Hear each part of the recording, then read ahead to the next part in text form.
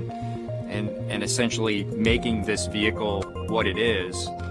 What the astronauts bring to the table is the crew vehicle interface.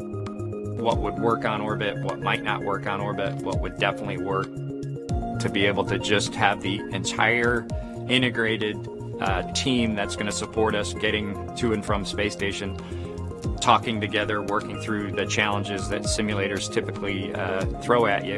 It was really neat being part of it.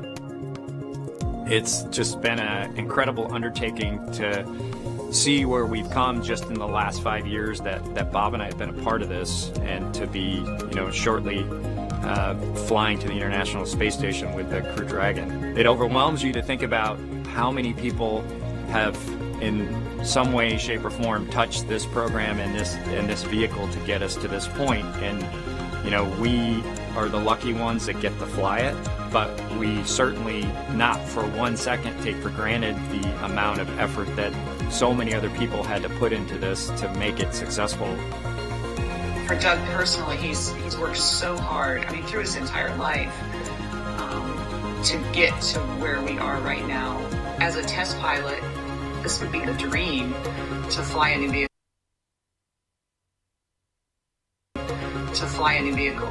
So it makes me so happy to see that he gets to be part of this mission, the spacecraft commander. I'm just glad to see his hard work and his dream has come true for that. It's been a long road in a lot of ways for not only us, but certainly for all the folks that work in the commercial crew program, as well as SpaceX in our case, just working to get to this point. It's been a huge amount of sacrifice and time away from home, but the fruits of our labor are coming to fruition.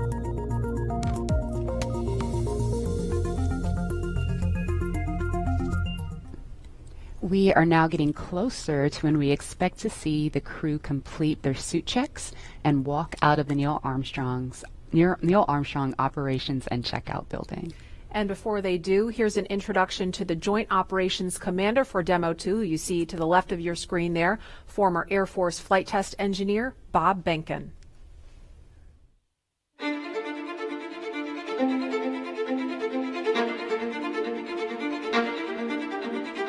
When you go through the launch day preparations, there's a lot of moments that kind of stand out to you. One is the kind of the celebratory piece of it, which is that you're walking out of the suit up room and getting in the vehicle that's going to take you to the launch pad. When you close the hatch, that's really when Doug and I are in the vehicle, and it's our vehicle, and we're really in control of the mission at that point. Test pilots, their task proved that man could fly into orbit around the Earth and return live and well to talk about it. There's always a balance of managing risk as you go forward to execute a test point and figuring out a way to collect the data. We hear a sound. Okay, is that sound an expected sound? Or we see a light, is that light an expected light? What's the source of it? Does it sync up with something else that's going on or not? So trying to dissect all of that in real time in your head is, a lot of things happen like that on launching of a vehicle. From St. Anne, Missouri, he is an Air Force colonel and flight test engineer. He flew aboard Space Shuttle Endeavour twice. Introducing NASA astronaut Bob Behnken.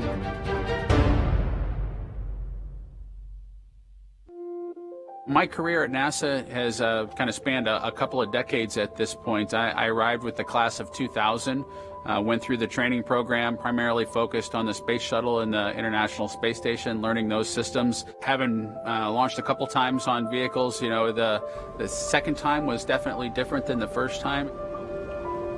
You can feel a little bit guilty of, hey, should I study one more thing, or is there one more piece of information I should get? Am I really prepared or not? So that's definitely different between where I was on my first flight and where I'm at right now. It's been really interesting, I think, for both my wife and I to have gone through the process of seeing each other launch in space. I've seen her take that risk and had it be in front of her, and I've done that to her. And there's just something different about watching a rocket launch when there are people on board. You feel a little bit differently about the pit of your stomach, and I can only tell you it's multiplied significantly when it's somebody that you know, and then somebody, of course, that's a family member. It's even multiplied more. For me personally, as a spouse, watching everything that Bob has put into this over the last 5 years, the dedication that he's shown, the perseverance is pretty special. For both of us, though, the way our minds work, it won't be until sort of the mission is complete that you have really a chance to savor it and celebrate it. This is a huge accomplishment for an Air Force flight test engineer to be part of the demonstration mission of a brand new vehicle. It's going to be amazing. Without a partner that has that same appreciation, I think it can be challenging for some folks. There's a lot of work and a lot of time that takes away from family that that my spouse appreciates, and I love her for that. Really, my role on the DM2 mission is to make sure that we get this vehicle tested and evaluated so that we can move on to more operational missions at the International Space Station. We've got a lot of objectives on board the vehicle that we need to accomplish to really make sure that it's good to go. We'll make sure all those systems are working during the test flight so that the future missions will have them available even if they don't plan to utilize them. Through years of the NASA team helping to share that experience and teaching them the lessons that we've learned by going through this, now there's another capability in the U.S. besides NASA to operate something of this magnitude. When is the last time humans launched on a new vehicle? Certainly on the American side, it's been several decades. Now we're in a time when we've got multiple vehicles under development. It's a great time from a space exploration time frame just to see all that happening, and it's because of this nurturing of the environment, being able to pull in a wider group of people who can contribute towards human spaceflight. It's a super cool time. On a deeply personal level, I'm really excited that my son is get a chance to see me launch into space. Being an astronaut has been a little bit of an abstraction thing for him because he's seen me do it in old videos, but he hasn't seen me do it for real. And so I'm excited for him to see this launch. I want to thank the entire Commercial Crew Program team that's worked together to get to this point where we've got vehicles in the launch pad ready to head to the International Space Station.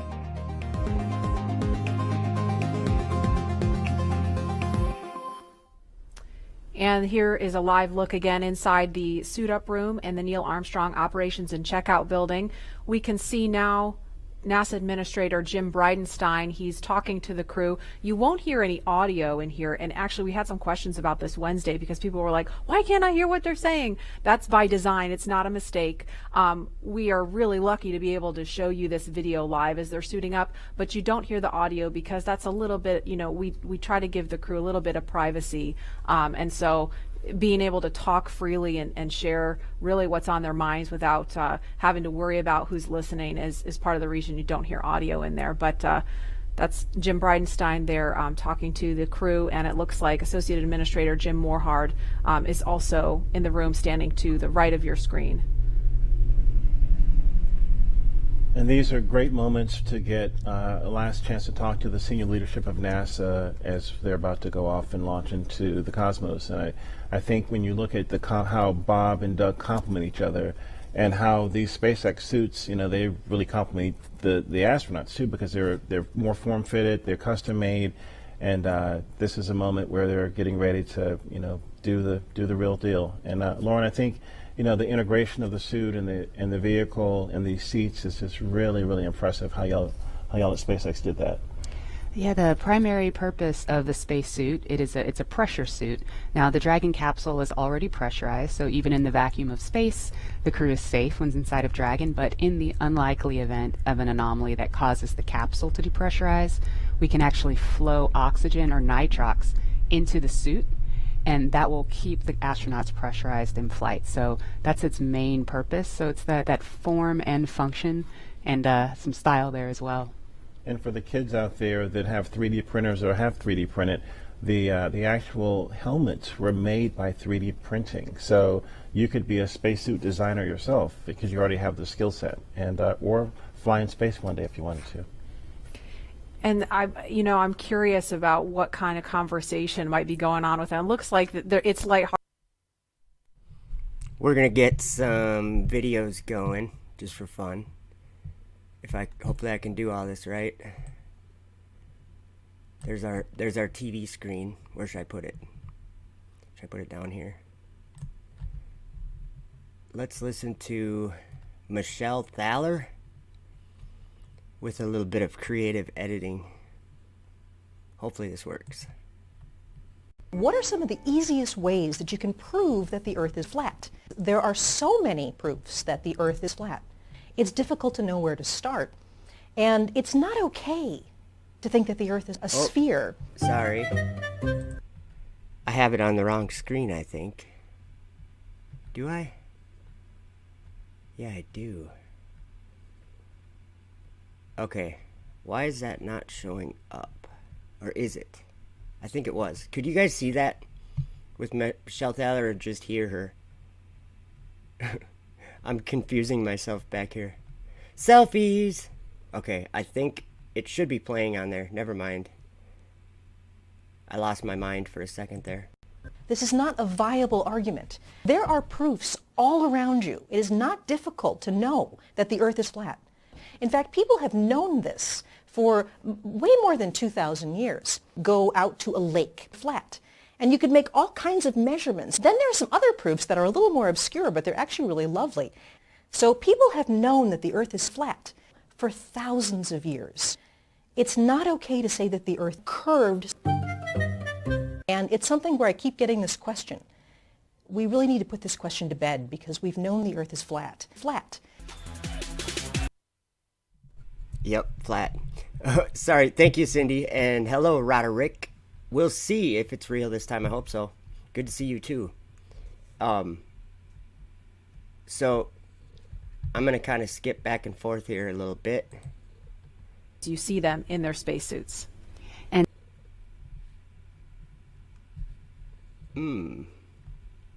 Oh, it's buffering. Seeing them in these suits has always been so inspiring to me from the first time that I saw them at Hawthorne at SpaceX headquarters during training. It's kind of like a side.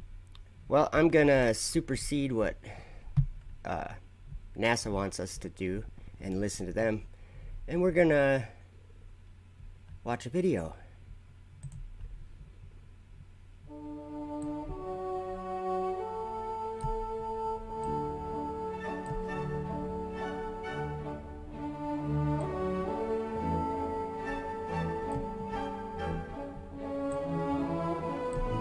Sorry about that.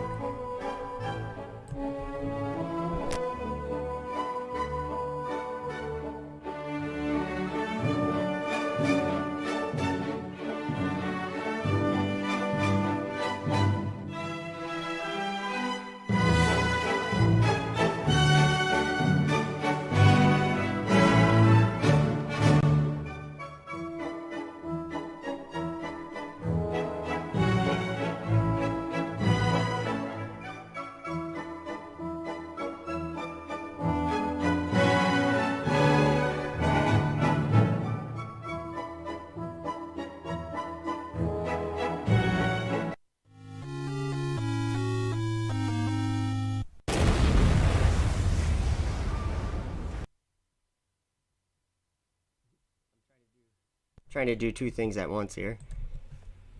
It keeps buffering, so I have to change the quality. So I'll probably bump it back up when they launch. But until then, if we want to be live, or if we want to watch them live, we're going to have to refresh this page, which I'm just going to do right now. Alright. I'm going to get rid of this for now. See if they have anything decent to say. Gloves so that they would work with the touchscreens. But the gloves also still had to do a number of other things like the rest of the suit. So all of those things had to come together within the glove. It'll be obviously really amazing to see Bob and Doug in their flight suits. And I think one of the things that's cool about... Sorry guys, it makes me a little ill and makes me want to puke in my mouth to hear all these people. Because they're so deceived. That guy that we were just listening to has spent, this guy here, he's spent how many years of his life developing a suit that would supposedly allow him to go to another world and what? What are you gonna do up in space? oh, you know what? Enoch knew what they would be doing up in space. They'd be doing experiments, and they'd be doing things that would improve their health, their life expectancy. And oh, here we go. We got to listen to these guys, though. I'll continue that Enoch story in a second. Facility that's equipped with both a cockpit simulator and a full-scale Dragon mock-up to conduct simulations both for nominal and off. Okay, simulations, who cares? What I'm trying to say is, what is the basic point? What is the entire point of this launch? Why is there a rocket on the pad that is pointed up to the sky with two men on it? Why is this such an important thing for humans to do? Well, if you listen to NASA and a lot of the people that kind of believe the same thing, they're doing zero gravity experiments because they don't have to deal with gravity up there. Now, the reason why they don't have to deal with gravity up there is there's two ways to go on that, and one is false and one is true. The false one is that they're orbiting around a globe and they're going fast enough that they never hit the ground. So they're just perpetually orbiting the Earth, basically. That's the false one. The real one is that they've climbed into a place of darkness that they don't understand and they don't know the consequences of. And that's something I've been learning. The consequences are no good. It's, if you look at the scriptures, first of all, there is a place of darkness, and it is the sky, but it is beneath God's feet. It is beneath heaven, or I suppose it's part of heaven because the Shamayim is the sky. That's what that word means, is the sky. But God's throne is in heaven above that darkness. This darkness is not a universe. It's a place of darkness. It's a bottomless pit. Just ask the astronauts. They have to get going fast enough. See, they think they're falling around some curvature when they're not. They're entering into a different world that does not have physics because it isn't a physical world. It's celestial. So the things that they're doing, what are they doing it for? For mankind, right? For the better of humankind. And Enoch knew about this. And in fact, I'm going to read you some things. I have my book right here. I just have to grab it. And I'll read you a few things that Enoch was seeing these people doing. And they're trying to become immortal, okay? That's what this whole thing is about, is to try to improve ways for mankind to live longer, to be healthier. Like they're growing, or they're talking about, 3D printing human organs and things like this. Okay. Here's where Enoch chapter, is it? I don't know which chapter this is. LXVII. That would be 67. Is that right? I think, yeah. Okay, sorry about that. I was just having... hey, Damsel Medic, good to see you. She says, suits are fake, and I'm sorry if you're not a she. For some reason, I thought maybe I already knew that you were a she. So if not, I apologize. Suits are fake. I looked up to the specs. There is none. They do state, though, that it's supposed to be able to handle up to 2 atmospheres of vacuum. And is one piece, and watch their hands. Or 2 zippers to seal up. Something like that. Interesting. See, and Davey says, yeah, I think the whole thing is fake. And what if, like it's so interesting, I think, to have different points of view, because nobody knows what they're doing except them, right? And I guess what they all think it's to try to improve health. Oh boy, we better watch this. You can't predict, how everyone else feels. That's the beauty of diversity of opinions, And other traditions like the meatball and the worm, or a card game that we play called Possum's Fargo.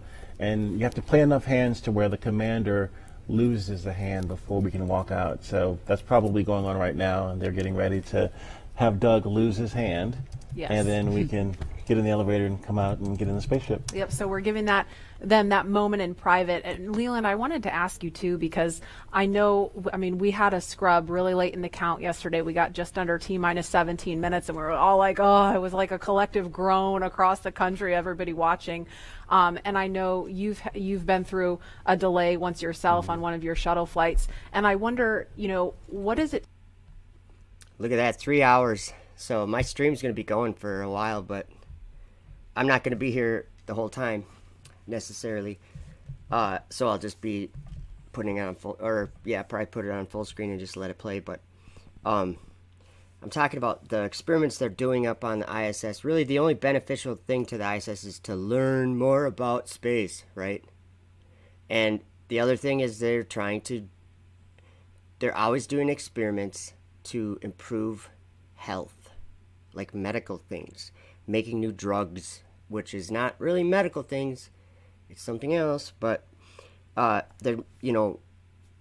these are the kinds of experiments they're doing, and Enoch saw that, and I'm just looking for the part of the chapter that I was reading that specifically said that they would be using what they were doing in those waters to be, I don't want to even try to say it. I just got to find it.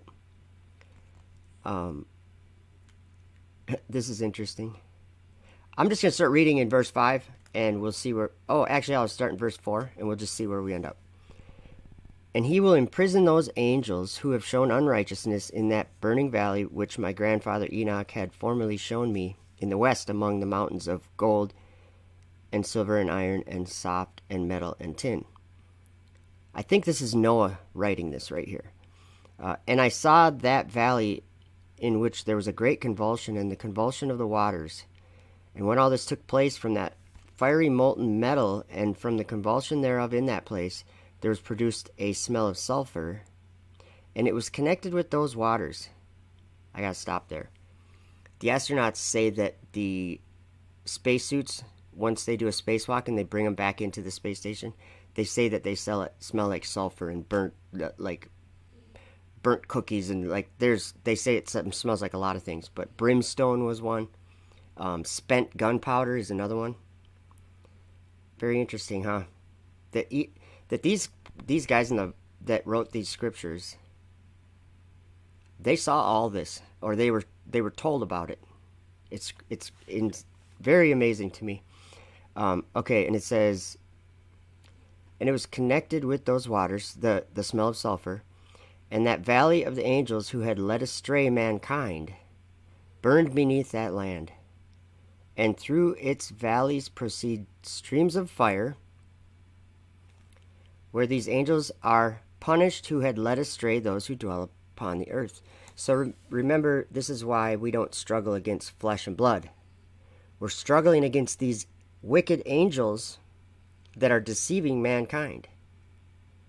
And I think that it's more important I think it's so important to believe what all these old prophets wrote down, because they actually are telling a very detailed, complex story in all these apocryphal books and the Bible.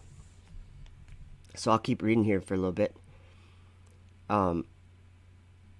So it was talking about waters, and then molten metal, and the angels were burning. Okay, but those water, right here, this is the part where actually I was talking about. But those waters shall in those days serve for the kings and the mighty and the exalted, and those who dwell on the earth, for the healing of the body, but for the punishment of the spirit. Now their spirit is full of lust, that they may be punished in their body, for they have denied the Lord of spirits, and see their punishment daily, and yet believe not on his name, in his name. And in proportion as the burning of their bodies becomes severe, which I don't know what that means, a corresponding change shall take place in their spirit forever and ever. For before the Lord of spirits none shall utter an idle word. So there's something I've learned here too, and I don't really know why, but it seems as though when they're in that punishment, that place, those dark waters, or the abyss, the bottomless pit, the abyss of fire, Sheol, hell, all these words, outer darkness.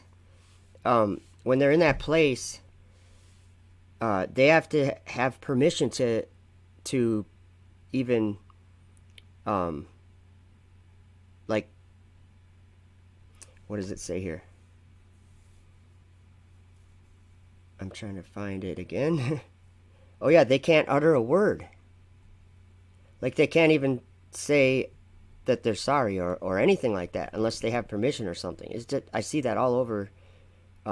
Like, they're not allowed to say that certain. They're not allowed to say, like, to even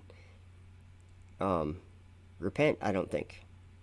But in some cases, I think they're allowed to. But I don't know what that means. But for the judgment shall, this is verse 10, for the judgment shall come upon them, because they believe in the lust of their body and deny the Spirit of the Lord.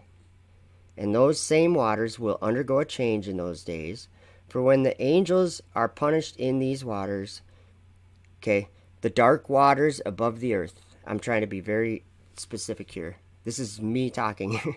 The dark waters that were upon the face of the deep are the same. That's the same darkness that is under God's feet. It's the same darkness that is God's secret place. It's the same darkness that the angels are being punished in. In 2 Peter 2 verse 4, he cast them down to hell. And in Jude verse 13, wandering stars, to whom is reserved the blackness of darkness forever. The same place of darkness. It's the wilderness. It's a waste and horrible place. I'm just saying some of the names that I've seen it called. Tartarus. Gehenna, I think. What's another one? It's a place where evil spirits are punished. That's basically what I think it is. But so here's what it says. And what I'm trying to say is that it's above the earth. It's just like darkness upon the face of the deep. So it's like dark waters and thick clouds of the skies. There's clouds of the skies right there. The dark waters are right above it. And then there's God's feet. Like, that's where heaven starts, is beyond that darkness. That's how that darkness is. You know how they say it's expanding or whatever, it appears that things are going away from us? That's because it's bottomless. And NASA already knows that you have... Oh, man, is she really singing? I'm glad I haven't muted. Oh, that was just scary to watch, and I didn't even have to hear her singing. Oh. Okay, back to the scriptures. I felt safer there. Okay, here's verse 11. And those same waters will undergo a change in those days, for when those angels are punished in these water springs shall change their temperature. And when the angels ascend... That means to go up. When the angels ascend, this water of the spring shall change and become cold. And I heard Michael answering and saying, this judgment, wherewith the angels are judged, is a testimony for the kings and the mighty who possess the earth. Because these waters of judgment minister to the healing of the body of the kings and the lust of their body. Flesh and blood, you guys. Like... And then the last line says, Therefore they will not see and will not believe that those waters will change and become a fire which burns forever. The darkness upon the face of the deep becomes fire because of their ascending and going down. That's just what it says. When these angels ascend, these waters of the spring shall change and become cold. And then Michael said, this judgment wherewith the angels are judged is a testimony for the kings and the mighty who possess the earth. They're believing the testimony of the fallen angels. This is what space exploration is.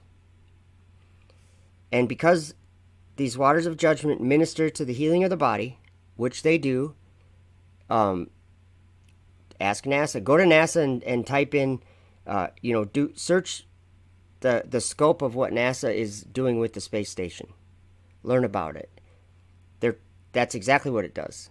They're trying to improve the health of humankind, and they're trying to basically improve anything for humankind. But the space station is doing experiments in zero gravity, which are, if you ask them, priceless because of what we can do here we can't do on Earth. Those waters will change and become a fire which burns forever. That's what I gotta say. Sea Level, good to see you. I was avoiding the chat, or I was missing out on the chat for a little bit, so I have to go back up and see what we got. Conspiracy Camp, welcome. They didn't like me on the NASA live stream. They never do like the truth there. Davey 313 Roderick, fishing for truth. Sea Level, good to see you guys all. Oh, Roderick says medical. Well, they need to explore oils and plastics. I'm just skimming over these. Oh, they wouldn't let you chat on the NASA live stream, huh? I've been putting some comments in here or there. What I think is the best to put on there is, Jesus is coming. Stop polluting his sanctuary.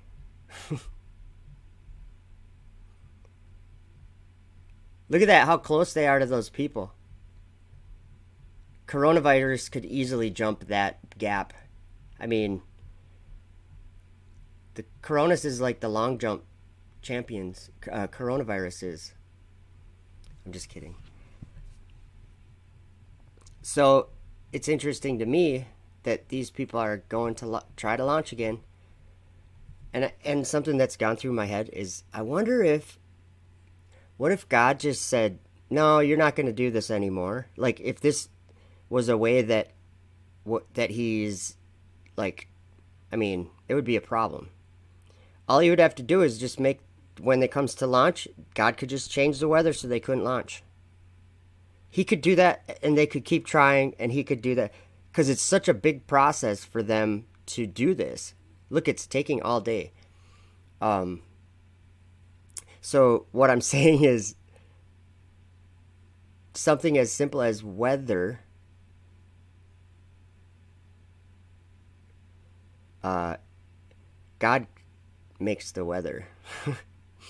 I'm just saying that, just like with the coronavirus, all of a sudden the world stopped one day because of this pandemic. God can make these guys go through this routine every day for the next 100 years if they want to. If they won't, like, it should be noted that in the scriptures, God said he's going to send pestilence because we put things in his sanctuary, our idols. We put our idols there and serve them instead of him. In Ezekiel chapter 5, he says it. Since I'm there, I'll read it. Verse 11 and 12 says, Wherefore, as I live, saith the Lord God, surely because thou hast defiled my sanctuary with all thy detestable things and with all thine abominations, therefore will I also diminish thee, neither shall mine eyes spare, neither will I have any pity. A third part of thee shall die with the pestilence, and with famine shall they be consumed in the midst of thee. and a third part shall fall by the sword round about thee. And I will scatter a third part into all the winds, and I will draw out a sword after them. Thus shall mine anger be accomplished, and I will cause my fury to rest upon them, and I will be comforted, and they shall know that I, the Lord, have spoken it in my zeal, when I have accomplished my fury in them. What if what they're doing right now is the ultimate wickedness and blasphemy against God, which I believe it is? What is this, a song? I hope it's not a song, but I gotta check it out. Congratulations on being a part of the very first mission for human space flight, commercial human space flight ever. We're behind you, Bob and Doug.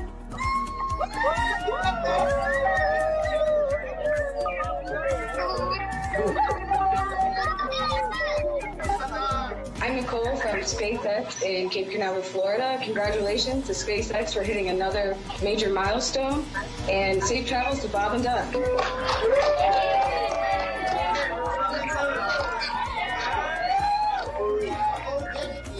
and Doug, as the launch vehicle chief engineer, we've got a lot of our launch vehicle team here to wish you a very wonderful safe ride on a Falcon 9 coming up to Demo 2. We're so excited for you.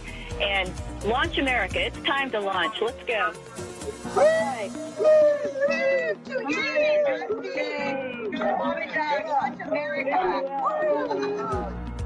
Hi, this is Perla from Hawthorne headquarters. We want to wish Bob and Doug a safe trip to the International Space Station.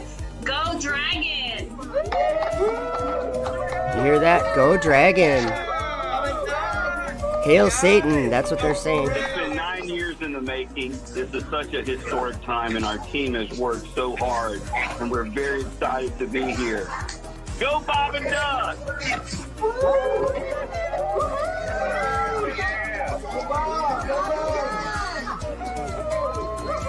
Hi, this is Sam from McGregor, Texas. Go Bob and Doug, go NASA, and go SpaceX.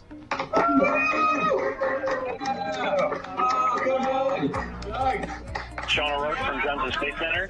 Bob and Doug, wishing you a great flight. I just wanted to tell you good luck.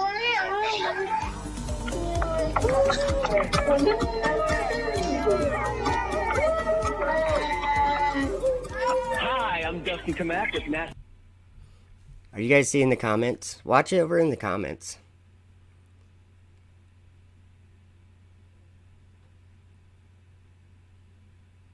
Every once in a while you see it.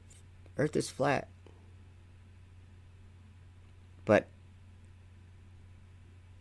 do you hear all those people? Woohoo! Praise God instead. Not these empty efforts. This is just hard to watch. Yeah, cringe on the chat there. Cringe. Oh, I forgot about my chat again. Too many chats going.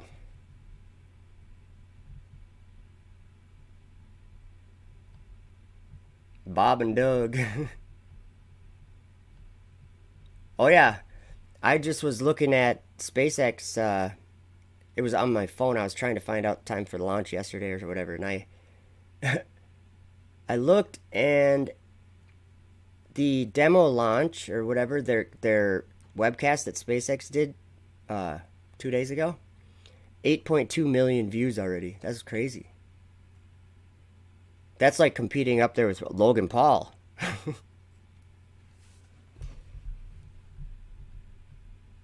Yeah, they did get huge ratings though. Masons.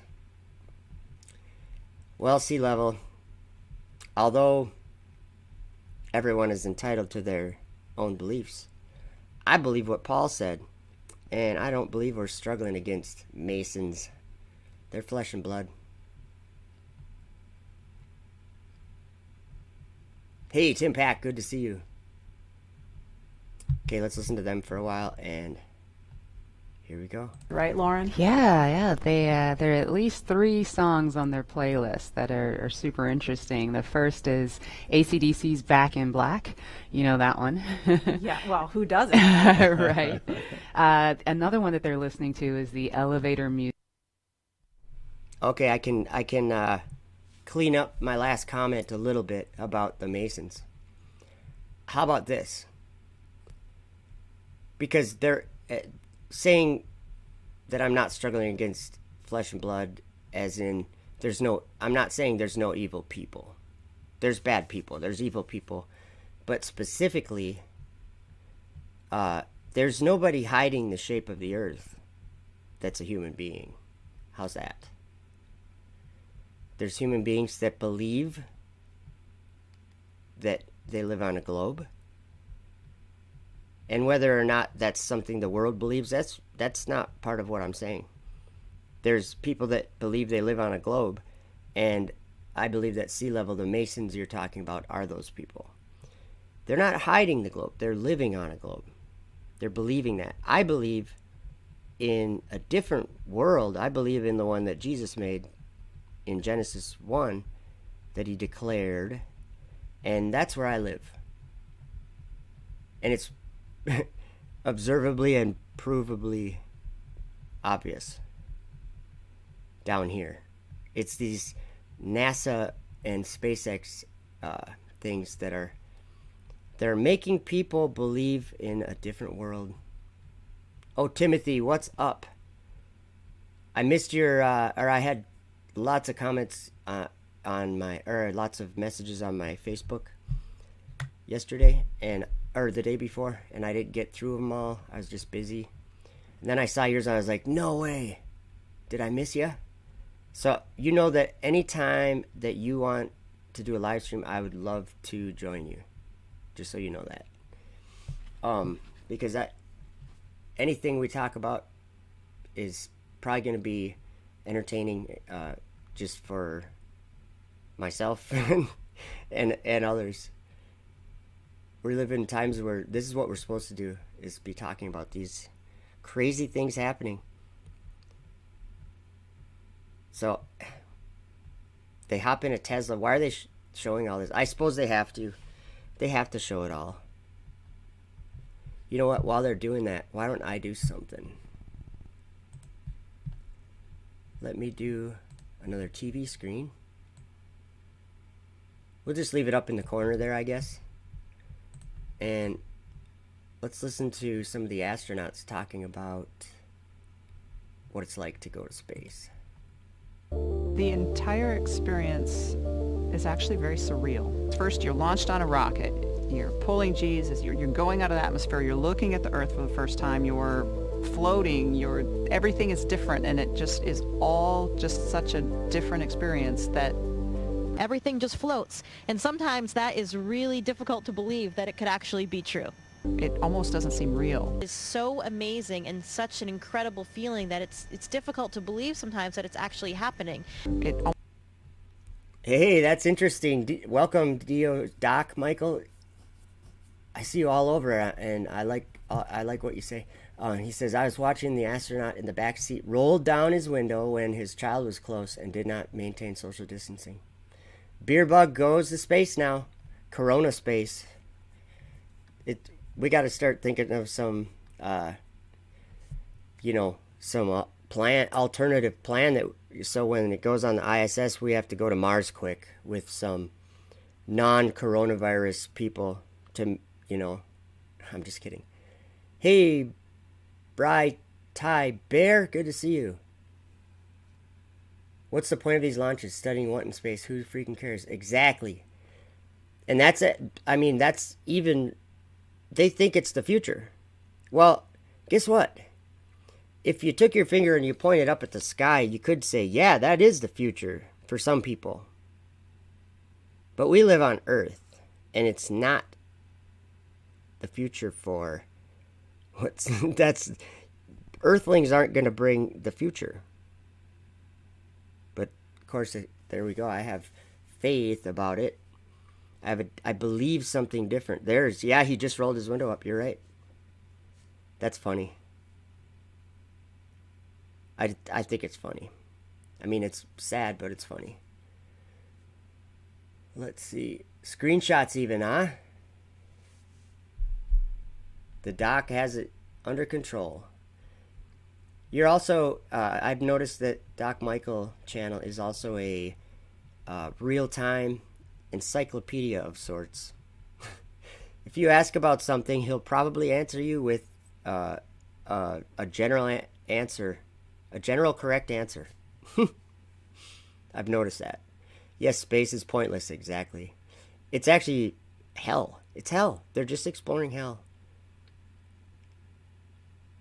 Yeah, I know, Doc Michael. You know what I heard? Okay, so there's a channel called What About It? And he's like one of the big space channels. And so I subscribe to him. And he says, this was a video yesterday, I think, that he put out, but it was before the explosion. And he says, you know what, why don't we should try to go watch it. We should just do this because this, hold on, just let me duplicate this page and let me do something. We're going to go to his channel. I can go, let's see here.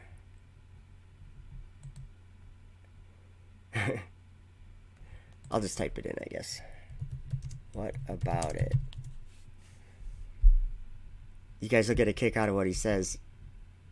He says they don't want to. Yeah, look at his whatever it's called, icon. Oh, I got the screen in the way here. Well, we'll come back to that video. But I want to show you something here. Okay, yeah, look at his icon. He's like the devil man or something. I don't know. But let's go to his last video, which I think is this one, but I'm just making sure. Okay, yeah. This is hilarious. I like your tattoos. What are those numbers on your arm? What are those numbers on your arm? Okay. You guys don't like this. Construction site is the right direction. Better line up in Boca Chica. Serial number 4 on the test stand. Serial an episode, but maybe a live stream. So my next episode will be released. My name is Felix and I am your host for today's episode of What About It. A quick note in the beginning, I just had my 8th anniversary with my wife and we're going on a holiday to celebrate in the same hotel we did our honeymoon in. In the next 2 weeks there won't be an episode, but maybe a live stream. So my next episode will be released on June 15th. I'll be back soon, I promise. And as always, there has been a lot going on in the space industry lately, so let's dive right in. Starship updates. What a bunch of weirdos. Starship serial number 4 is on hold. Musk stated that in a recent interview. Okay, you guys listen to this. Okay, this video was uploaded May 28th, 2 days ago. Listen to this. The reason? Today's second topic. SpaceX doesn't want to risk a significant distraction caused by a rapid unscheduled disassembly just before the long-awaited human flight to the ISS. Picking between the Mars Colony project and sending astronauts to the ISS, a nice problem to have. Let me get... Did you hear what he just said? So in an interview, Elon Musk said, yeah, we don't want to have some anomaly on the Starship right before we launch astronauts. And so what did they do? Let's just do, well, I could watch any one of these videos, but Lab Padres, kind of one of my favorite ones. I was just seeing if he was right here. Yeah, it should be. Or here's NASA space flight. I'm just looking for the video I saw earlier. So let's try. Let's just type in SN4. That's all we'll have to type in. All you'll see is explosions. Okay. Everyday astronaut has he's always got a good video, 1:55.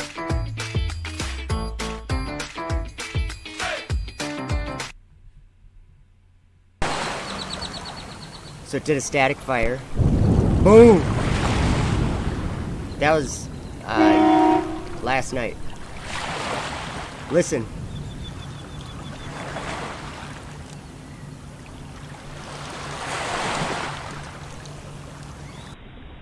Oh, he didn't play the explosion.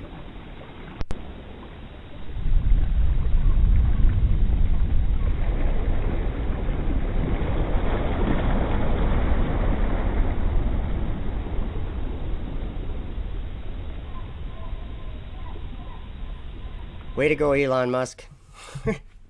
I don't think that they planned on that happening right before they are going to launch 2 astronauts. Not that it really has anything to do with it either, but anybody will say that it does. There they go. They're out at the pad. All right, I'm going to let this play for a little while. And, because we still have like 2.5 hours or something to launch. It's supposed to launch at, I think 3 hours to launch. Yeah, 3:22. And right now my phone says, or my computer says 11:22, but I'm Central Time, so it'll be 2:22 my time, I believe. Falcon 9 was already able to handle engine failure, but new emphasis was put on making sure that a failure throughout any phase of launch would not mean mission failure. And this goes all the way down to latches, control valves, electronics, wiring, and so much more. All right, well, with the astronauts now on location at Pad 39A, we're going to swing it right back. Marie Lauren Leland, take us through the crew making their final steps towards the Dragon spacecraft. Sure thing. So we are looking again at Launch Complex 39A. Just a few seconds ago, we saw the Tesla carrying Bob and Doug pull up to the launch pad. This is the site of so much history, you guys. This is where Apollo and Saturn V rockets that launched to the moon took astronauts from. I mean, this pad has so much history. Leland, you launched from there. What's it like seeing Crew Dragon and Falcon 9 there with the pad? With all of the visual changes that have been made, I mean, what kind of emotions does this stir up in you? You know, when we got out of our Astro van, we stepped out and we just looked up to see this vehicle, and it was creaking, it was groaning, it was making noises, it was getting ready for us to enter it, to take us off planet. And you know, you get a chance to take a picture. Sometimes you stand there, you look there, you think about all the training you've done, all the preparation, and again, all the people that have helped you get there. And it's just a solemn, amazing moment for all of us. And there's another amazing drone shot. Lauren, you explained this a little bit earlier about kind of how SpaceX brings the rocket and capsule vertical. Now that we see it, can you kind of explain that again for folks who maybe missed that? Yes, of course. Dragon is actually processed a few miles down the road at Area 59, or Dragonland as we like to call it. We then put it on a truck and drive it all the way to the hangar where the rocket is. And so what will happen is we'll then we call it breakover, where the vehicle's up vertical, we'll turn it sideways because the rocket is being processed sideways or horizontal into the hangar, lift it, mate it to Falcon 9, and then roll up those hangar doors and essentially pull the vehicle in the transporter erector, which is the big white truss structure that you see there. Mm-hmm. All the fluid lines, electrical lines, and everything are connected to the vehicles via the TE, transporter erector, and they basically roll it up those rails. You can't really see them. You kind of see them on the screen, those rails. Mm-hmm. Roll the entire TE Rocket Dragon assembly up to the very top of the pad, pin it into the pad systems, and then roll it up vertical. And we are about T-minus 2 hours, 57 minutes, 44 seconds and counting. In just a couple of minutes, we are expecting to hear a formal announcement that the crew is at the pad. Of course, we saw them pull up in the Teslas, and there they are. Looks like they've already gotten out of the car, and they are walking up to the elevator that will carry them all the way up to the 255-foot level, and then they'll have a couple of steps to get up to the level where the crew access arm is. I have the AC/DC song in my head as I see them walking up. You know what I was kind of jamming out to on my way in was ZZ Top, Sharp Dressed Man. Oh, nice. I was like, I don't know, that might be on my playlist if I were in there. But there they are, taken in the sight, craning to see the top of the Falcon 9 rocket. It's 230 feet tall if you round up, and then Crew Dragon is another 27 feet from the bottom of the trunk to the top of the nose cone. So when you're out there in person, it's really hard to describe just how large it is. Look at them getting excited. They're ready to get in the vehicle, get in the elevator, and make it to the top. There's some FOD. He's picking up foreign object debris. Appreciate that. They're also wearing FOD covers on their shoes, by the way. Oh, really? Yeah. We want to make sure that they don't, track the inside of Dragon when they go in. And so right before they enter the vehicle, they'll remove the FOD covers off of their boots. You take for granted, all just the little details like that, all of the thought and preparation that has to go into literally every single piece of this operation. I love the makeover of Pad 39A with the sleek black with the white ticking and the lines, and it's a very futuristic look for this iconic launch pad. And to think what's been there before. I think I got a playlist that I'm going to let play for a little bit. I think. Now, I hope it's the right one.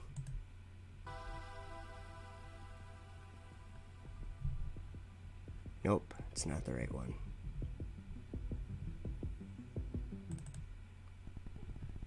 Revelation 12. And there appeared a great wonder in heaven, a woman clothed with the sun, and the moon under her feet, and upon her head a crown of 12 stars. And she being with child cried, travailing in birth, and pained to be delivered. And there appeared another wonder in heaven, and behold, a great red dragon, having 7 heads and 10 horns, and 7 crowns upon his heads. And his tail drew the 3rd part of the stars of heaven, and did cast them to the earth. And the dragon stood before the woman which was ready to be delivered, for to devour her child as soon as it was born.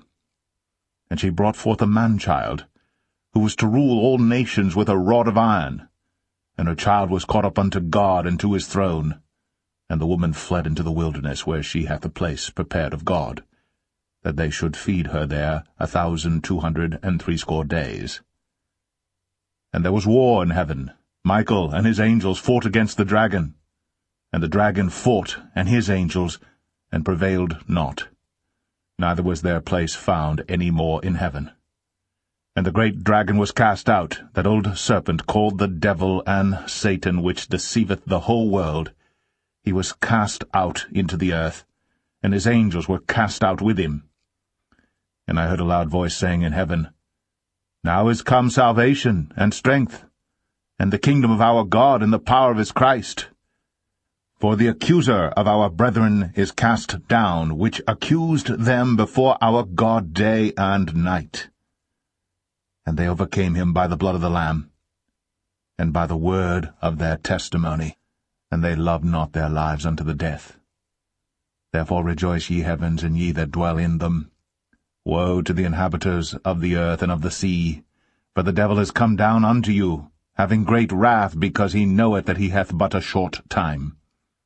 And when the dragon saw that he was cast unto the earth, he persecuted the woman which brought forth the man-child. And to the woman were given 2 wings of a great eagle, that she might fly into the wilderness, into her place, where she is nourished for a time and times, and half a time, from the face of the serpent.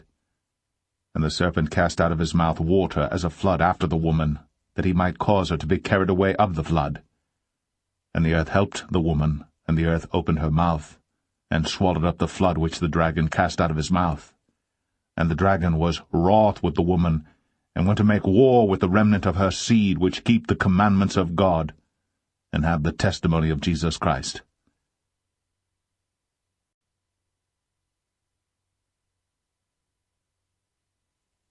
Revelation 13.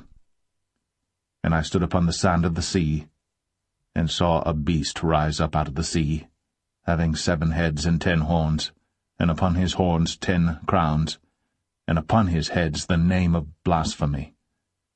And the beast which I saw was like unto a leopard, and his feet were as the feet of a bear, and his mouth as the mouth of a lion, and the dragon gave him his power, and his seat and great authority. And I saw one of his heads, as it were, wounded to death, and his deadly wound was healed. And all the world wondered after the beast, and they worshipped the dragon which gave power unto the beast, And they worshipped the beast, saying, Who is like unto the beast? Who is able to make war with him? And there was given unto him a mouth speaking great things and blasphemies, and power was given unto him to continue 42 months. And he opened his mouth in blasphemy against God, to blaspheme his name and his tabernacle, and them that dwell in heaven.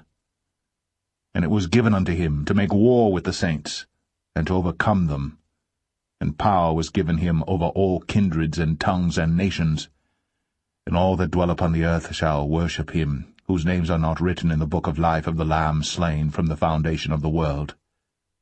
If any man have an ear, let him hear. He that leadeth into captivity shall go into captivity. He that killeth with the sword must be killed with the sword. Here is the patience and faith of the saints. And I beheld another beast coming up out of the earth, and he had 2 horns like a lamb, and he spake as a dragon. And he exerciseth all the power of the first beast before him, and causeth the earth, and them which dwell therein, to worship the first beast, whose deadly wound was healed. And he doeth great wonders, so that he maketh fire come down from heaven on the earth in the sight of men, and deceiveth them that dwell on the earth by the means of those miracles which he had power to do in the sight of the beast, saying to them that dwell on the earth that they should make an image to the beast, which had the wound by a sword, and did live. And he had power to give life unto the image of the beast, that the image of the beast should both speak, and cause that as many as would not worship the image of the beast should be killed. And he causeth all, both small and great, rich and poor, free and bond, to receive a mark in their right hand, or in their foreheads, and that no man might buy or sell, save he that had the mark, or the name of the beast, or the number of his name. Here is wisdom. Let him that hath understanding count the number of the beast, for it is the number of a man, and his number is 666.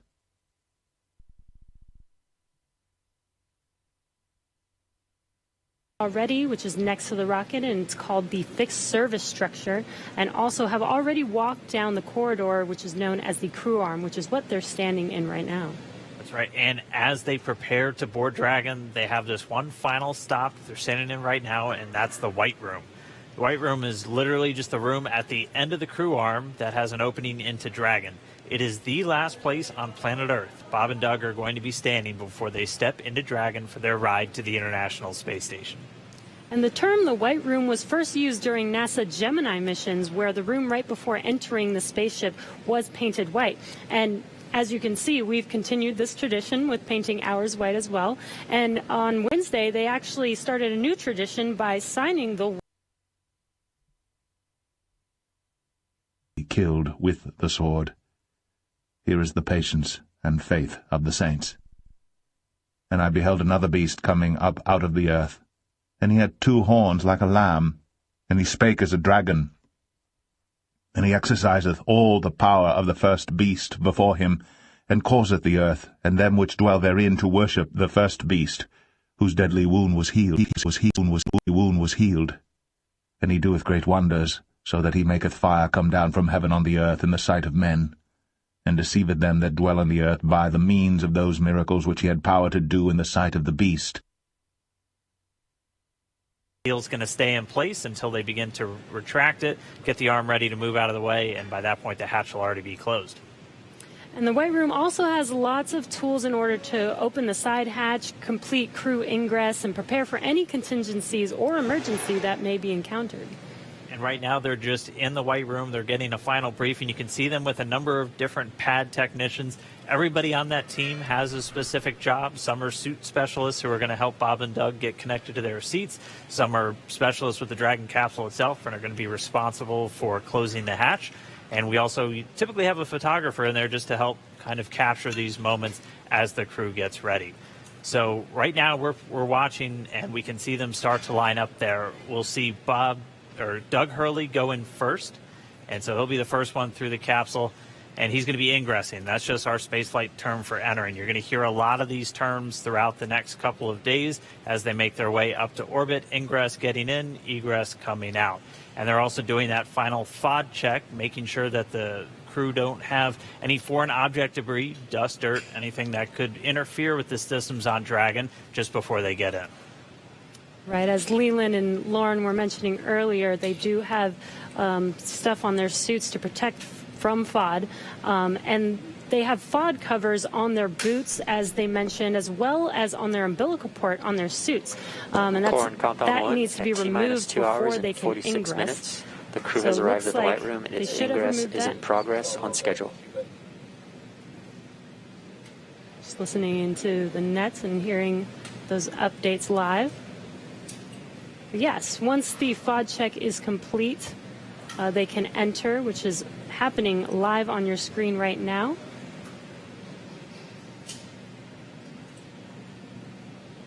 And as they climb into Dragon, they will buckle themselves in and attach their umbilicals to their suits. And as you can see, the suit techs are there to help them get buckled and settled into those seats. And there's that call out. Dragon is now officially making its way to the International Space Station today. To give it its powers, seat, and Dragon great SpaceX. authority. Do you guys not see the, like, I don't know how people can't see this story sometimes. There's a beast and a dragon that deceive the world at the end of your Bible. Thanks for flying with Falcon 9 today. We hope you enjoyed the ride and wish you a great mission. Thanks, Bala. Congratulations to you and the F9 team for the first human ride for Falcon 9. And it was incredible. Appreciate all the hard work, and thanks for the great ride to space. Copy all. Oh, and Mike, proud of you guys and the rest of the team. Thank you so much for what you've done for us today, putting America back into low Earth orbit from the Florida coast. Copy all. Good luck. Godspeed.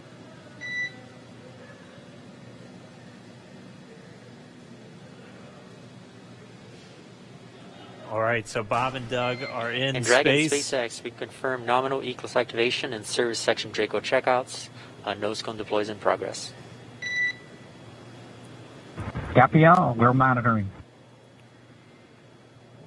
The Corps here in Hawthorne giving the crew a heads up that we have confirmation the nose cone is deploying. So again, that nose cone is going to open up a little bit more than 90 degrees, goes up to about, I think, 105 degrees, and that's going to expose the actual docking ring and the hatch that they're going to be going through once they attach to the International Space Station.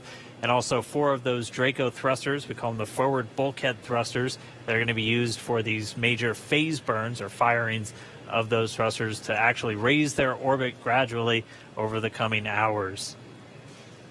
Also heard good activation of the ECLIS, that's the Environmental Control and Life Support System. That's everything controlling their atmosphere, just keeping Dragon a nice, safe, habitable environment where they're going to be living for the next 19 hours until they arrive at the space station. Right, exactly. And Falcon 9's job may be done for today, but the mission is not over.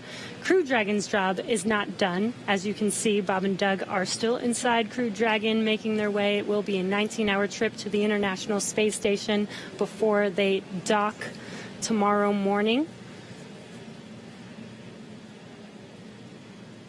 And such cool views. I love that we can get these live views here and see and watch what they're doing now that they are in orbit. Yeah, it's incredible to just be looking over their shoulder, to be along for the ride. And we're going to be with them, and we're going to be with all of you the entire way for their journey to the space station. We're going to be covering live throughout. Bob and Doug will obviously have a sleep period where they'll get about 8 hours of sleep a little bit later today before they wake up for all of their final approach. One of the major things we are looking forward to in the next couple of hours is going to be their first turn at the controls. So they're actually going to be using those touchscreen displays to take control and manually pilot Dragon. We'll walk you through what that's going to look like, and assuming we have some good ground station coverage, we'll be able to get views from right inside Dragon, looking over their shoulder as they manipulate the controls at the display. But, I mean, we had a smooth ride uphill, both stages of the Falcon 9 doing their job, placing Bob and Doug in orbit. I mean, this is a day, this is a historical day. This is us kicking off that new era of space flight that we've all been talking about and longing for since the space shuttle program came to an end in 2011. Yes. And the weather cooperated. Yes. Second time's a charm. Right. All right, so day for the history books. As you can see, we have lost some live signal there, but the mission still continues, and we're going to send it over to KSC to continue broadcasting live with you. Lost a signal in Newfoundland. Yeah, Jesse and Dan, we are just in awe over here. When I woke up this morning and looked at the weather forecast, I was like, man, we're going to be back here on Sunday, but we did it. The room cleared out. Everybody was outside watching, and inside the lights were shaking, the cameras were shaking. Lauren came back in with tears in her eyes. This is really amazing. I can't believe it. I saw it with my own eyes. This is, I'm a little bit speechless. Just so grateful that we got them up there, and there's a lot more to go. But I'm so happy they're safe right now. I'm just so happy. Yeah. Leland, you were talking about it. It's amazing what we can do when we work together. Yes, American astronauts on an American rocket from American soil, showing you what Americans can do when we come together as a team and blast Doug and Bob off to the cosmos. This is what it's all about, and their families and everyone is working together to take them up to space safely. So I don't know what to say. That rocket fuel is still in my veins, and I want to go get on the rocket. I know. Well, it's too late now. Maybe the next one. I know. But we want to go over to Daryl at OSB2. He's there with the administrator, who hopefully has more words than we do, because we're still kind of speechless. Daryl? Pretty incredible here, Marie, at the Operations Support Building, where a chorus of applause has been happening from the beginning of launch and throughout the various stages. Some very special guests were here to watch it. That includes President Donald Trump, Vice President Mike Pence, and NASA Administrator Jim Bridenstine, who joins me now. And you were with the President and the Vice President. America's back, launching human astronauts again. Tell me how you feel about that, and tell me about the President watching the launch and what happened there. So this has been a long time coming. It's been 9 years since we've launched American astronauts on American rockets from American soil, and now it's done. We have done it. It's been way too long. I want to give a lot of credit to Charlie Bolden. He was my predecessor as the NASA administrator. He fought hard for this program at a time when it didn't get any support in Congress. We now have an administration that is fully supportive of our spaceflight initiatives, not just on the exploration, discovery, going to the moon, onto Mars, but also from a Space Force perspective. Our budgets are going up, things are strong, and today was just just an amazing day.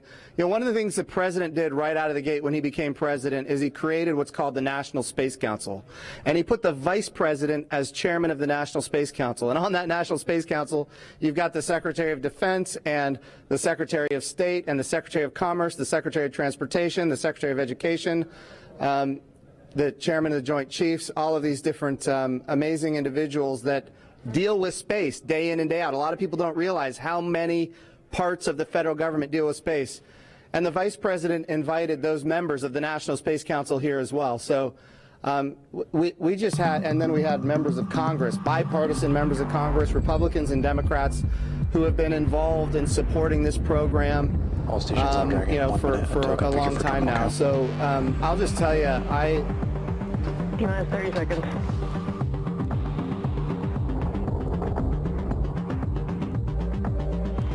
Yeah, I shut him up for you. Let's check this out.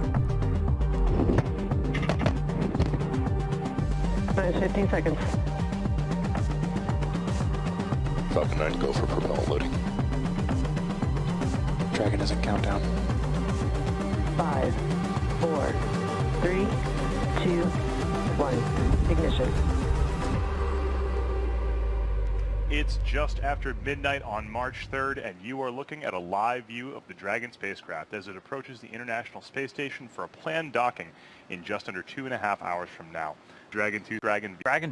And in case you missed it, which I don't know how you could have, the mission began just about 24 hours ago when Falcon 9 lifted off from historic Launch Pad 39A in Cape Canaveral at 2:49 a.m. local time, lighting up the sky. Falcon 9 carrying Crew Dragon in Dragon is Dragon will Dragon is Dragon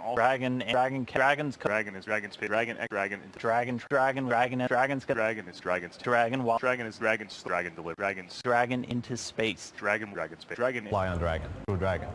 Dragons. NASA's Commercial Crew Program, though, represents a new era in space travel, and since the end of the shuttle program, the only ride at the station has been on the Russian Soyuz. But by working with SpaceX and Boeing, there's soon going to be a new fleet of spacecraft capable of bringing humans to low Earth orbit.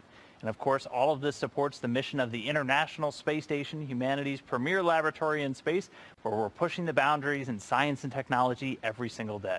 The space station, its history is really interesting. It's been up in orbit for almost 2 decades now. Let's take a close look at how the International Space Station came to be and its role in furthering human space exploration. The International Space Station, a football field-sized, million-pound laboratory flying around planet Earth at 17,500 miles per hour.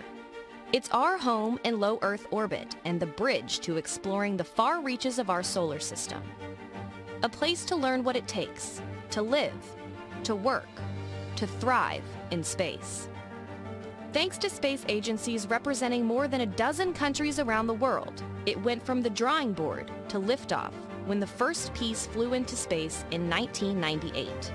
That kicked off over a decade of construction, hauling the station to orbit piece by piece on NASA's space shuttle and Russian rockets.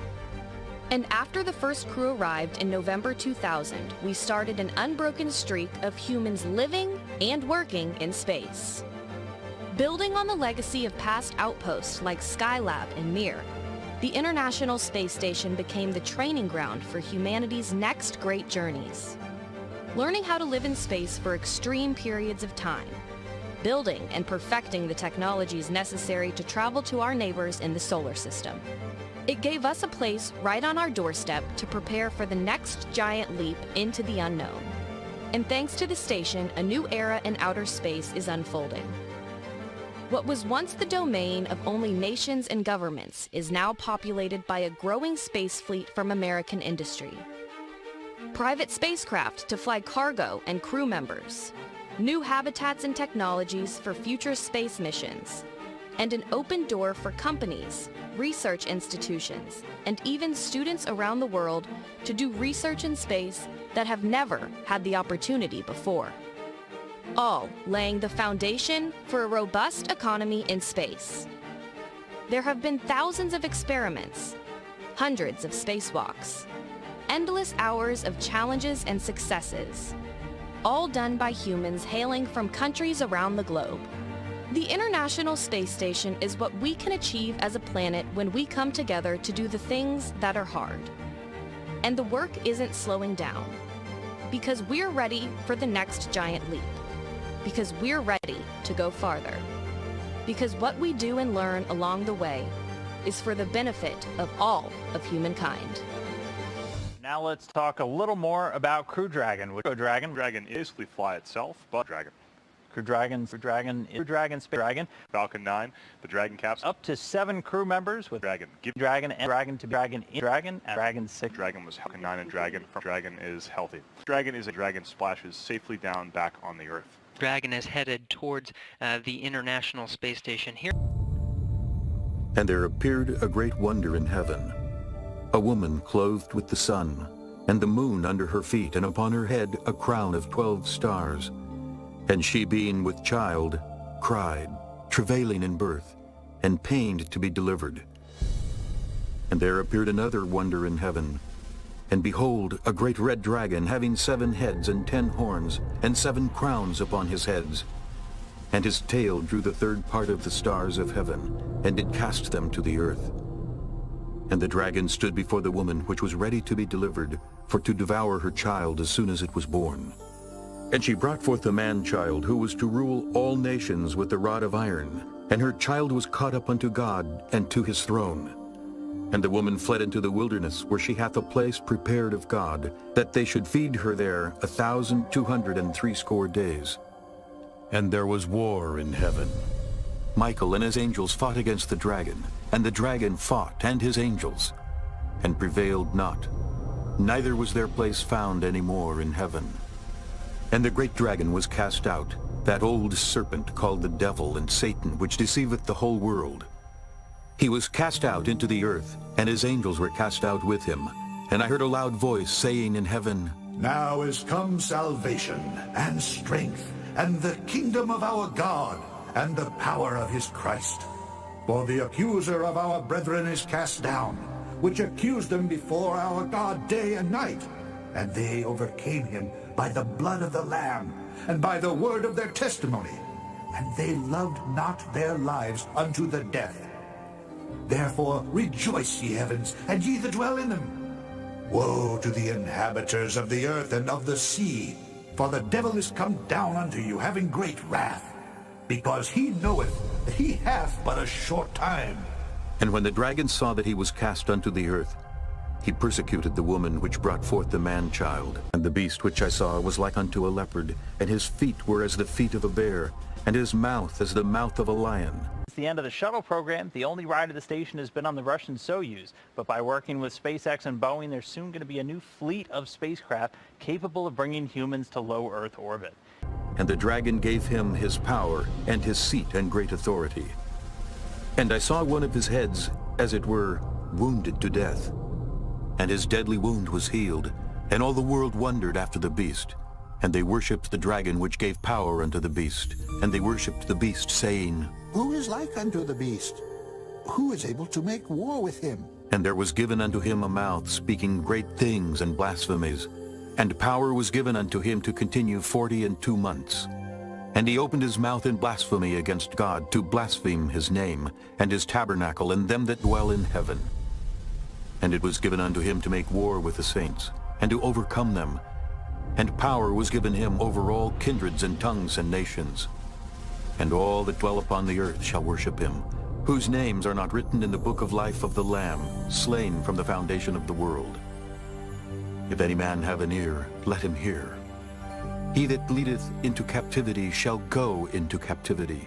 He that killeth with the sword must be killed with the sword. Here is the patience and the faith of the saints. And I beheld another beast coming up out of the earth, and he had 2 horns like a lamb, and he spake as a dragon. And he exerciseth all the power of the first beast before him, and causeth the earth and them which dwell therein to worship the first beast, whose deadly wound was healed. And he doeth great wonders, so that he maketh fire come down from heaven on the earth in the sight of men, and deceiveth them that dwell on the earth by the means of those miracles which he had power to do in the sight of the beast, saying to them that dwell on the earth that they should make an image to the beast, which had the wound by a sword and did live. And he had power to give life unto the image of the beast, that the image of the beast should both speak, and cause that as many as would not worship the image of the beast should be killed. Artificial intelligence is what? It's just digital intelligence, and as the algorithms and the hardware improve, that digital intelligence will exceed biological intelligence by a substantial margin. It's obvious.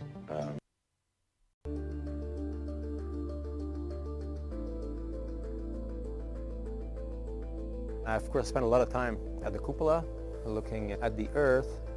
And what has always struck me every time I went there is how beautiful the Earth is, how fragile it looks, how alive it obviously is, with the clouds, the water. It's like it's breathing. The auroras, the presence of humans at night, it's obvious with the lights. But it's the death around the Earth that's startling. How this beautiful, shining oasis of life is there naked in the middle of pitch black death. Death. In the middle of pitch black death. A vacuum of space. is the death around the Earth that's startling. The weird part about it is space is so incredibly black, so incredibly dark. It's a bottomless pit of deep black, almost so deep it almost has a texture when you look at it. Wandering stars, to whom is reserved the blackness of darkness forever.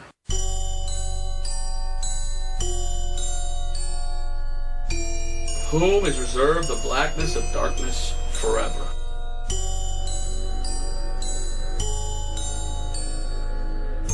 The blackness of darkness forever. Well, I believe he's clearly talking about hell. Because in the Bible, there's a place where there's darkness forever.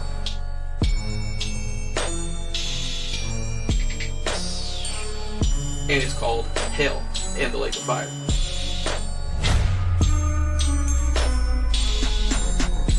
When you come in from a spacewalk, you're surrounded by the emptiness of space. It's sort of like the opposite of air. There's nothing there at all. When you quickly repressurize the hatch and you open up the hatch and you smell, what is that lingering smell from a place that used to be exposed to space? The smell in there is a little bit like that trace of a smell of gunpowder or burnt steak, or sort of like brimstone, like a witch has just been there. Brimstone.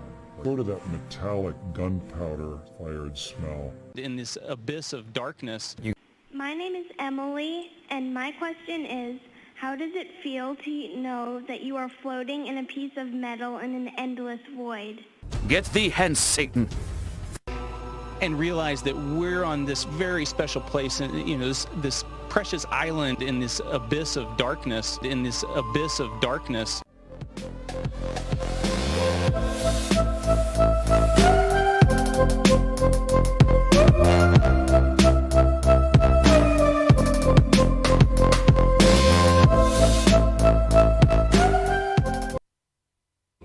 As for the beauty of his ornament, he set it in majesty, but they made the images of their abominations,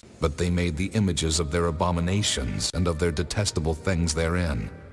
Therefore have I set it far from them, and I will give it into the hands of the strangers for a prey, and to the wicked of the earth for a spoil, and they shall pollute it.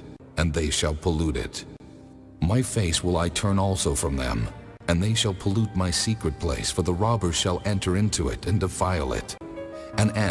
The end is come upon the four corners of the land. Now is the end come upon thee, and I will send mine anger upon thee, and will judge thee according to thy ways, and will recompense upon thee all thine abominations.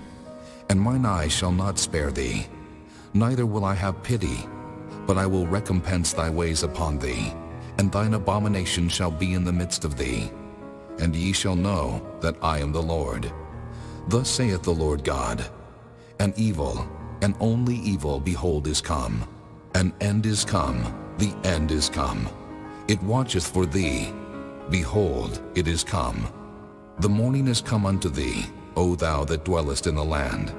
The time is come, the day of trouble is near, and not the sounding again of the mountains.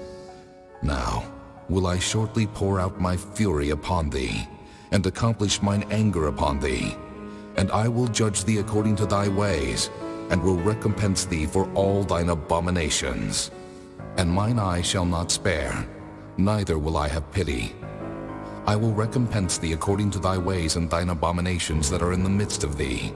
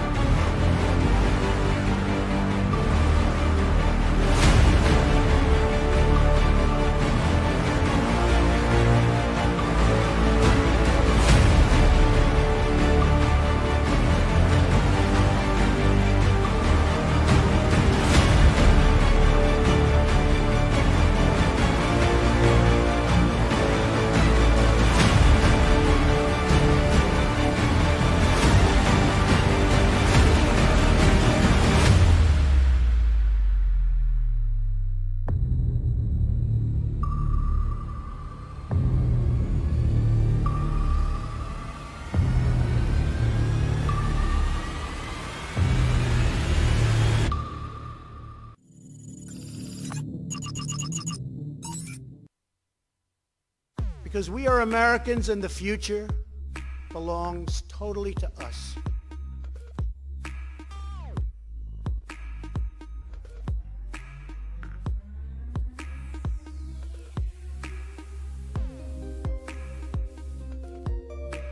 Once more, we will launch intrepid souls blazing through the sky and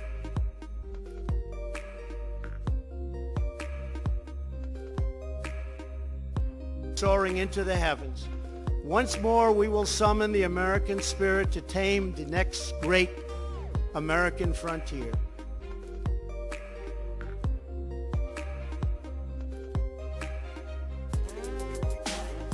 And once more, we will proudly lead humanity. And that's what it is. It's humanity.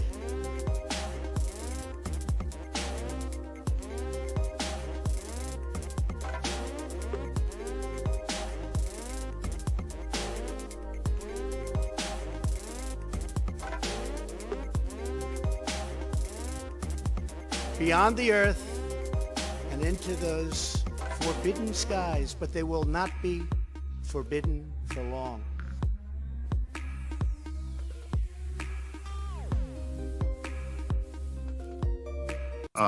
In space, in zero G, the hair does not know which way down is. There you go.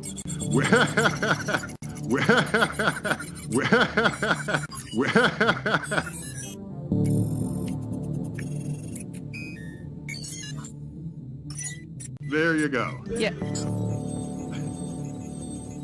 Yep, that's absolutely true. I think our special effects are a little bit better up here, maybe, than in the movie Gravity.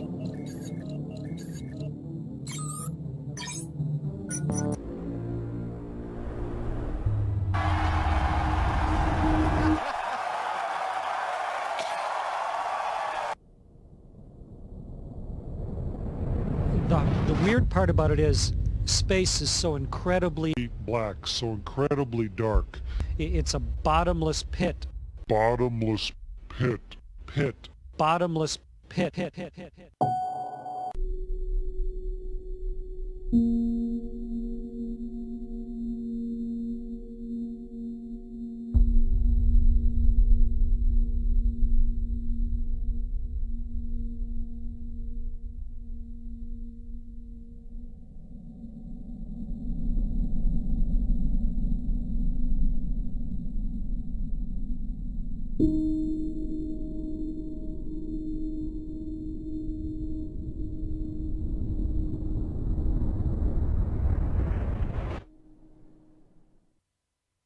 So I'm going to tell you about how we measure dark matter, since it's invisible.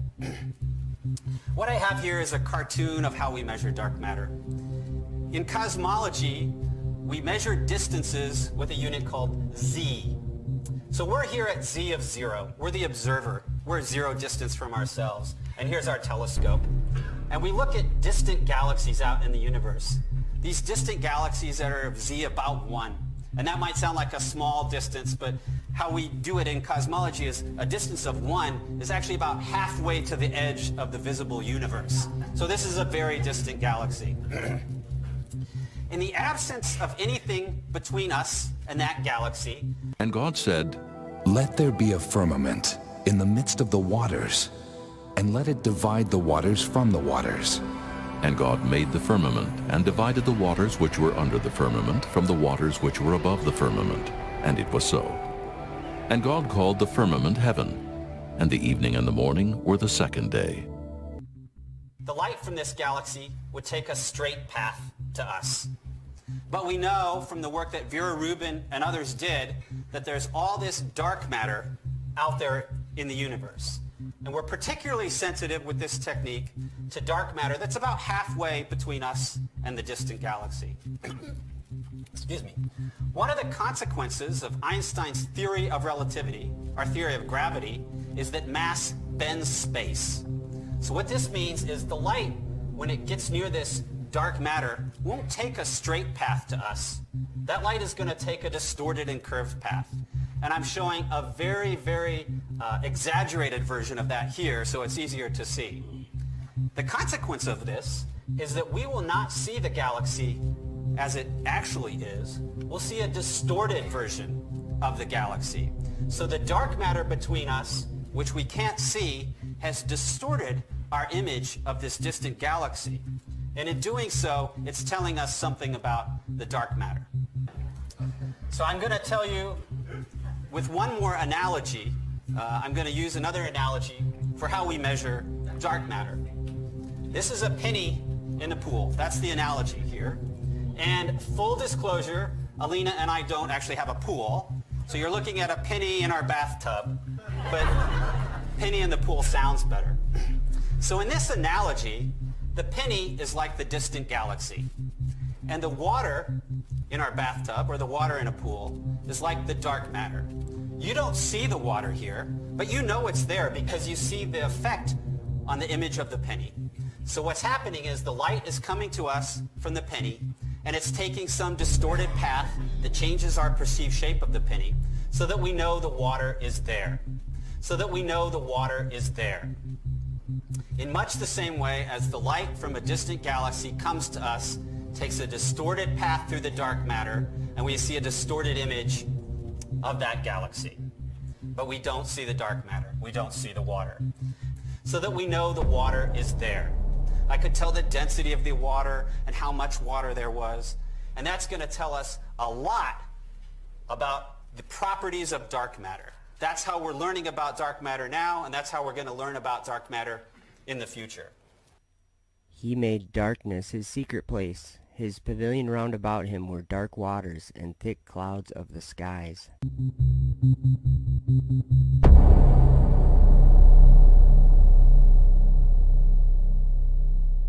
Taking a pee on the space shuttle was pretty quick and easy. The hose came with an attachment that you would put on, which was a funnel. So everyone had their own. We didn't share funnels, and it was in a little compartment, and you'd open up the compartment, and there would be the 7 funnels, and you would take the appropriate one and attach it to the urine collection hose, and then you would turn the system on. What it does is it creates a little airflow so that it'll take the liquid down the hose and into the tank. And when that tank reached a level that it was full, we would do a urine dump out into space. It would do a urine dump out into space. It would kind of crystallize and disappear more or less in the vacuum of space. So it was okay to dump urine out there. If the sun was shining, it would shine through the dumped urine, and you'd see kind of like a rainbow effect, and that was kind of cool. And they shall pollute it. We would do a urine dump out into space. And they shall pollute it. My face will I turn also from them. So it was okay to dump urine out there. And they shall pollute my secret place, for the robbers shall enter into it and defile it. Taking a pee on the space shuttle. Destruction cometh, and they shall seek peace, and there shall be none. He made darkness his secret place. And they shall pollute it. We would do a urine dump out into space. He made darkness his secret place. It would kind of crystallize and disappear more or less in the vacuum of space. So it was okay to dump urine out there. His pavilion, round about him were dark waters and thick clouds of the skies. Here are some other equipment we have. This is a water analyzer. We use this, we put water samples in here from all over and test out the water to make sure we have bacteria growing, other stuff growing in the water that would be harmful to us. That's how we test it out. This is actually a container that has urine in it, and we get that from the Russians, and we put that then into our recycling system, our water recycling system. So first it goes into the urine processor, and then from there it goes into the water processor to make us drinking water. We're drinking the urine coming from these ones. This is actually a container that has urine in it, and we get that from the Russians, and we put that then into our recycling system, our water recycling system. So first it goes into the urine processor, and then from there it goes into the water processor to make us drinking water. We're drinking the urine coming from these ones. Recycling system, a water recycling system. So first it goes into the urine processor, and then from there it goes into the water processor to make us drinking water. We're drinking the urine. We're drinking the urine coming from these ones. What does the ISS smell like? Oh, you can smell a little roast beef. When we first docked with the shuttle, there was a noticeable smell, but you get accustomed to it very quickly, so I can't tell anything anymore. You know, there was some I don't know how to describe it, but some feeling that it was real air that was coming in. And on the hatch, I think we told to each other, hey, can you smell the... You can